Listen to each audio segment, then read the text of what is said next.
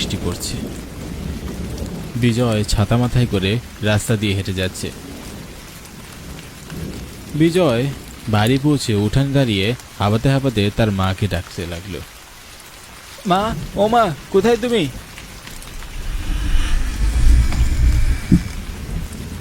কিরে, বৃষ্টির মধ্যে এত দেরিতে বাড়ি ফিরলি কেন? আর এসেই এমন ডাকাডাকি করছিস কেন? হ্যাঁ, জানো মা, শঙ্কর কাকার দোকানে ডালপুরি বিক্রি করছে, গরম গরম আর ইয়া বড় বড়। আমার কি যে লোভ লাগছিল, কিন্তু সাথে টাকা পয়সা কিছুই ছিল না, তাই কিনতে পারিনি। গোটা টাকা দাও না মা, কিনে নিয়ে আসি।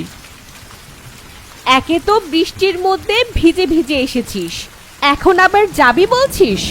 কোনো দরকার নেই, বাড়িতে থাক, পরে কখনো খাবি আবার। দাও না মা কটা টাকা। উফ, জ্বালাস না তো খোকা, তাড়াতাড়ি ভেতরে আয়, ঠান্ডা লাগবে পরে।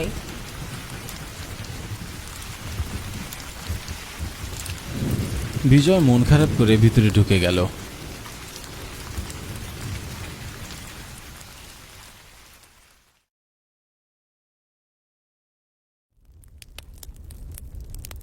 রাতের বেলা তার বাবা বৃন্দাবন বাবু হাতে ডালপুরির প্যাকেট হাতে নিয়ে বাড়ি ফিরলেন। কই গো, কোথায় তোমরা? দেখো কি মজার জিনিস এনেছি। কি গো, কি এনেছো এত রাত্রে আবার?